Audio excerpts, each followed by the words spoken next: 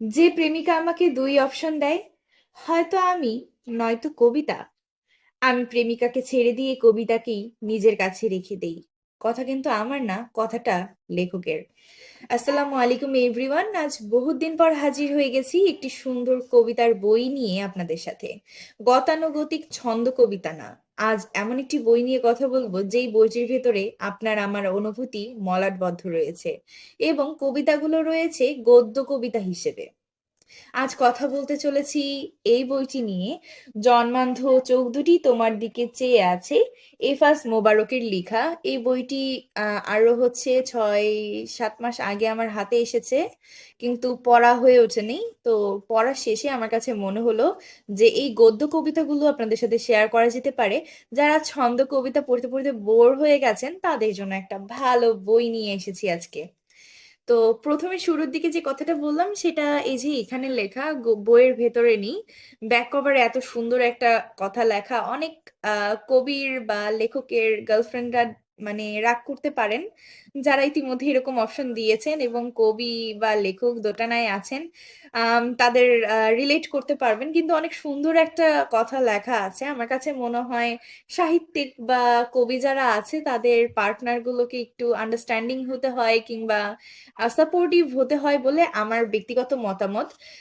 যাক, চলে আসি আমাদের এই বইটির আলোচনার দিকে।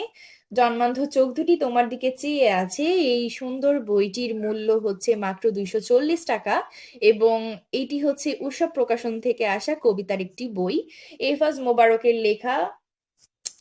সব ডিটেলস তো দিয়ে দিলাম, এখন চলে আসি হচ্ছে লেখার ধরনের মধ্যে। প্রত্যেকটা লেখা অনেক সুন্দরভাবে সাজানো হয়েছে, এবং আমার কাছে প্রত্যেকটি লেখার মান অনেক ভালো বলে মনে হয়েছে। তার সাথে বিশেষ করে গদ্য কবিতাগুলো পড়তে গেলে বানান ভুলের যে সমস্যাগুলো থাকে সেটি এইটার মধ্যে একদমই নেই। তার সাথে এত সুন্দর করে স্তাম্ভিক আকারে সাজানো হয়েছে যে পড়ার সময় আপনার কাছে মনে হবে যে আমি কোনো ছোট একটা গল্প শেষ করলাম। মাত্র এই যে দেখতে পারেন, এই ছোট এতটুকু লেখার মধ্যে যদি আপনি পুরো একটা গল্প বা নিজের সাথে রিলেট করতে পারেন, আমার কাছে খারাপ কিছু বলে মনে হয় না। তো কবিতার বই নিয়ে সচরাচর সেরকম কিছু বলার থাকে না, লেখা বা কবির লেখার ধরন নিয়ে অনেক কিছু বলার থাকে। সেই ক্ষেত্রে আমি শুরুতেই বলে দিলাম যে তার লেখার ধরন যথেষ্ট পরিমাণে ম্যাচিউরড, এবং সে বাস্তবিক জীবনটাকে এত সুন্দরভাবে ফুটিয়ে তুলেছে। রোমান্টিকতা, বিচ্ছেদ, সবকিছু অনেক সুন্দরভাবে ফুটিয়ে তুলেছেন তার গদ্য কবিতার মাধ্যমে।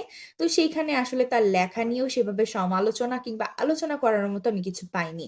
আজকের ভিডিওটি করার মেইন উদ্দেশ্যই হচ্ছে যে এরকম একটি গদ্য কবিতা বাজারে আছে, যেটি আপনারা নর্মাল ছন্দ কবিতা পড়তে পড়তে যারা বিরক্ত হয়ে গেছেন এবং ভালো বা একটু অন্য ধাঁচের কবিতার বই খুঁজতেছেন, তাদের জন্য একটা বেস্ট অপশন হবে বলে আমার কাছে মনে হয়। বইটা বেশি কপি আমার কাছে নেই, আমাদের বুকশপে খুবই ছাড়ে এই বইটি পেয়ে যাচ্ছেন, এবং এই বইটি আমি সংগ্রহ করতে পেরেছি খুব কম সংখ্যায়।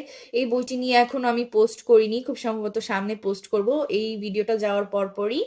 এবং আমার কাছে মনে হয় যে এই বইটা যারা কবিতার বই পড়তে পছন্দ করেন কিংবা কবিতার প্রতি আগ্রহী আছেন, কবিতা বিষয়টা নিয়ে বা এই জনরাটা নিয়ে একটু এক্সপ্লোর করতে চাচ্ছেন, কিংবা আপনি একজন ভবিষ্যৎ কবি বা লিখতে চাচ্ছেন, লেখা শুরু করতে চাচ্ছেন, আপনাকে কিন্তু অনেক ধরনের মানুষের লেখা, সেটা হোক পুরাতন কিংবা নতুন, সবার লেখা পড়তে হবে। তো সেই জায়গাটা থেকে আপনি এই বইটা এক্সপেরিমেন্টাল বই হিসেবেও ধরতে পারেন, এবং এই বইটি যথেষ্ট পরিমাণে কিউট, এবং এটির সাথে আসা বুকমার্কও যথেষ্ট পরিমাণে কিউট, প্রচ্ছদ দিয়ে করা। এবং দুটির কোয়ালিটি নিয়ে যদি কথা বলি ভাই, অসাধারণ। 240 টাকার মধ্যে এত ভালো কোয়ালিটির একটা বই দেয়া আমার কাছে মনে হয় যে অসম্ভব। তো ভালোই, সবকিছু নিয়ে আমি বেশ স্যাটিসফাইড, এবং আপনাদের সাথে ভিডিও করার সময় বেশ খুশি, আমাকে দেখেই বোঝা যাচ্ছে। এই বইটি নিয়ে আর আমি আলোচনা বাড়াবো না। যারা নতুন বই খুঁজছেন, কবিতার বই কিংবা কবিতার ভেতরে একটু আলাদা ধাঁচের কবিতা খুঁজছেন, তাদের জন্য বইটা ভালো হবে বলে আমার কাছে মনে হচ্ছে। তো আমরা আমাদের আলোচনার ভিডিওটি আর বড় না করি, আজকে এখানেই বিদায় নিই। সকলে ভালো থাকবেন, সুস্থ থাকবেন। আল্লাহ হাফেজ।